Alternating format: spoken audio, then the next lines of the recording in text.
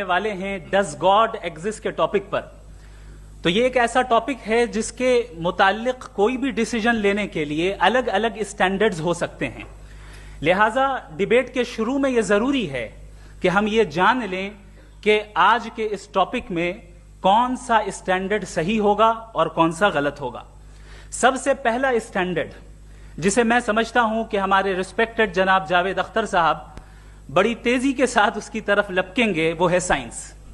جبکہ سائنس در حقیقت خدا کے ایگزسٹنس کو ڈائریکٹلی ثابت کرنے یا اس کے ایگزسٹنس کو ڈینائی کرنے کے لیے اسٹینڈرڈ نہیں بن سکتی. اور اس کی وجہ کیا ہے؟ یہ میں نہیں کہہ رہا، یہ وہ لوگ کہہ رہے ہیں جو سائنس کے ایکسپرٹس ہیں. نیشنل اکیڈمی آف سائنس کہتی ہے science doesn't have the processes to prove or disprove the existence of God. Why? کیونکہ سائنس کا تعلق امپیریکل ایویڈنس سے ہے اور امپیریکل ایویڈنسز کا تعلق ہمارے نیچرل اور فزیکل ورلڈ سے ہے، جبکہ گاڈ نان فزیکل اور سپر نیچرل ریالٹی ہے. لہذا نان فزیکل ریالٹی کو آپ اس ٹول کے ساتھ نہیں چیک کر سکتے جس کا کام فزیکل ریالٹی کو تلاش کرنا ہے. لہذا آج اس ڈیبیٹ میں گاڈ کی ایگزسٹنس کو ثابت کرنے یا اسے ڈینائی کرنے میں سائنٹیفک ایویڈنس کو ایکسپٹ نہیں کیا جائے گا. دوسرا اسٹینڈرڈ ہو سکتا ہے ریویلیشن، کہ ریویلیشن کے ذریعے ہم یہ ثابت کریں کہ گاڈ ایگزسٹ کرتا ہے یا نہیں. لیکن یہ اسٹینڈرڈ بھی آج ارریلیونٹ ہے. کیوں؟ کیونکہ ریویلیشن میرے نزدیک سورس آف نالج ہے، ویلڈ سورس آف نالج ہے، لیکن ہمارے جاوید اختر صاحب کے نزدیک یہ ویلڈ سورس آف نالج نہیں ہے. لہٰذا آج کی ڈیبیٹ میں ایک بھی ایویڈنس کسی بھی مذہبی اسکرپچر سے نہیں دوں گا تاکہ جاوید اختر صاحب کے لیے وہ ان ایکسپٹیبل نہ ہو. تیسرا جو معیار ہو سکتا ہے وہ ہے آبزرویشن، کہ بھائی کوئی کہے کہ ہمیں خدا دکھاؤ، اگر ہے تو دکھاؤ، یا یہ کہ خدا کے ایگزسٹنس پر امپیریکل ایویڈنس دو. تو یہ ہے در حقیقت غلط ٹول کا استعمال کرنا.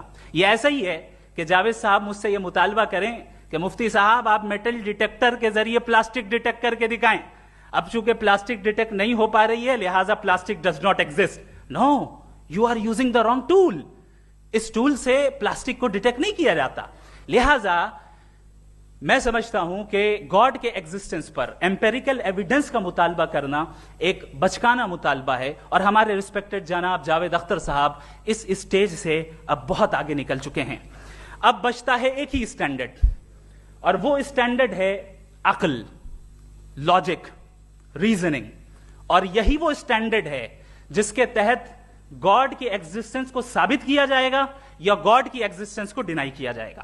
لیکن چونکہ یہ بہت امپورٹنٹ اور سینسٹیو ٹاپک ہے، اس لیے لاجیکل آرگیومنٹ بھی ایسا ہونا چاہیے جو ڈیفینیٹو ہو، انڈیفینیٹو نہ ہو، جو 2 اور 2 4 کی طرح بالکل واضح ہو، جسے لاجیکلی ریجیکٹ کرنا پاسبل نہیں ہو.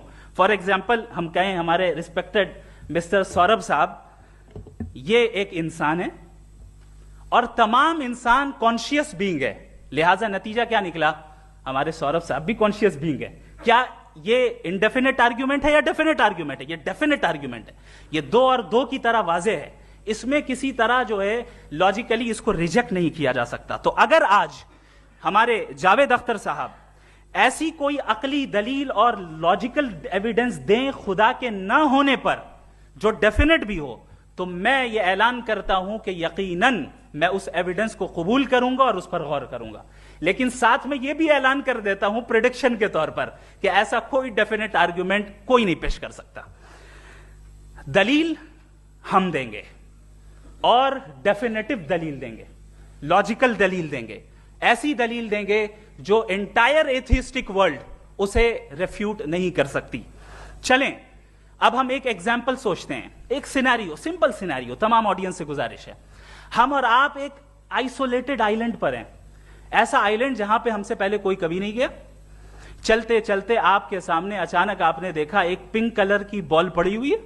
سب سے پہلا سوال آپ کے ذہن میں کیا آئے گا کہ یہ بال یہاں کیوں آئی، کیسے آئی، یہ پنک کلر کی ہی کیوں ہے؟ کوئی اور کلر بھی ہو سکتا تھا، یہ اسی شیپ میں کیوں ہے؟ کوئی اور شیپ بھی ہو سکتا تھا. نیچرلی آپ اس طرف پہنچیں گے کہ کوئی نہ کوئی ہے جس نے ان اسپیسیفک پراپرٹیز کے ساتھ اس بال کو بنایا ہے اور یہاں پہ رکھا ہے. چونکہ آپ جانتے ہیں کہ یہ جو بال ہے اس کا ایگزسٹ کرنا ضروری نہیں ہے. یہ ایگزسٹ کر بھی سکتی تھی, نہیں بھی کر سکتی تھی, اور ایگزسٹ کرنا ہی تھا تو کسی اور فارم میں کرتی, کسی اور کلر میں کرتی.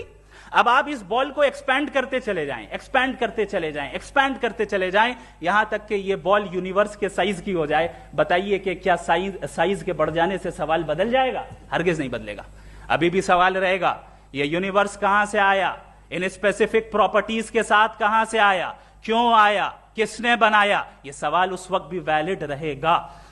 لیکن یہ سوال اگر ہم جناب جاوید اختر صاحب سے کریں تو چونکہ ان کا ورلڈ ویو ایتھیسٹک ہے, اور صرف ان کا نہیں, مطلب جتنے بھی ایتھیسٹ ہیں اور ایتھیسٹک ورلڈ ویو کو رکھنے والے سے اگر آپ یہ سوال کریں کہ یہ یونیورس کہاں سے آیا, تو ان کا جواب یا تو آرگیومنٹ فرام اگنورینس ہوگا یا ڈوگمیٹک ہوگا. یا تو یہ کہیں گے کہ مجھے نہیں پتا کہ یہ کہاں سے آیا, لہذا گاڈ ڈز ناٹ ایگزسٹ, یہ آرگیومنٹ فرام اگنورینس ہے.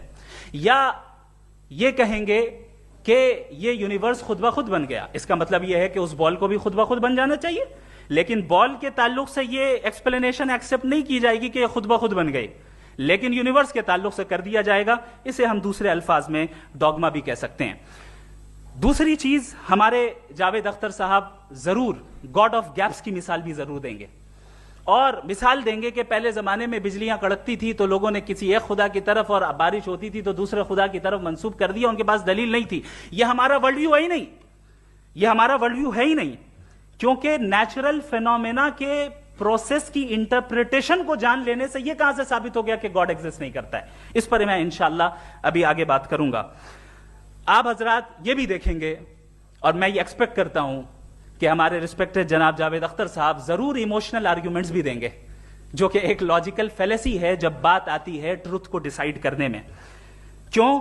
مثال کے طور پر وہ کہیں گے کہ اگر گاڈ ہے تو ایول کیوں ایگزسٹ کرتا ہے, جبکہ میں کہتا ہوں ایول کا ایگزسٹ کرنا گاڈ کے ایگزسٹ کرنے کی دلیل ہے, اس کے خلاف نہیں ہے. چونکہ اگر گاڈ ہے تو ہم سب اس کے سامنے اکاؤنٹیبل ہیں, اور اگر ہم اکاؤنٹیبل ہیں تو اکاؤنٹیبلٹی کے لیے ایول کا موجود ہونا ضروری ہے, اس کے بغیر ہم اکاؤنٹیبل نہیں ہو سکتے. اور اگر ہم اکاؤنٹیبل نہیں ہیں تو ہم جناب جاوید اختر صاحب سے پوچھیں گے کہ آپ بتائیں کہ پھر سفرنگ اس دنیا میں کیوں ہے؟ اگر خدا نہیں ہے تو سفرنگ کیوں ہے؟ اور ان لوگوں کے جذبے کا کیا جن کے اندر سفرنگ کے بعد انتقام لینے کا جذبہ پایا جاتا ہے اور وہ اس دنیا سے ایسے ہی چلے گئے, کیا ان کی ساری تکلیفیں بیکار چلی جائیں گی؟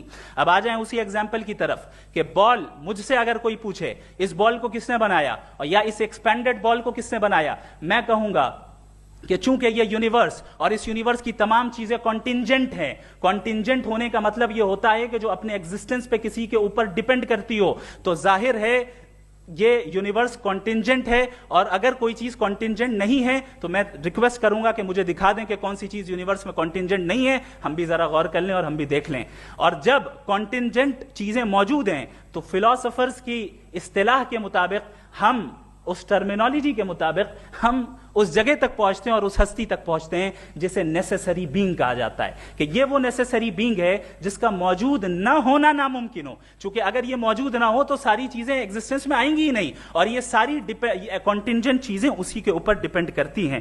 اب اگر آپ یہ سوال کرتے ہیں کہ پھر اس ہستی کو کس نے بنایا, پھر اس کا کاز کیا ہے, پھر اس کا کاز کیا ہے, پھر اس کا کاز کیا ہے, اور اینڈلیسلی چلے جائیں, اسے ہم کہتے ہیں انفینٹ ریگریس آف کازز, جو کہ لاجیکل فیلیسی ہے.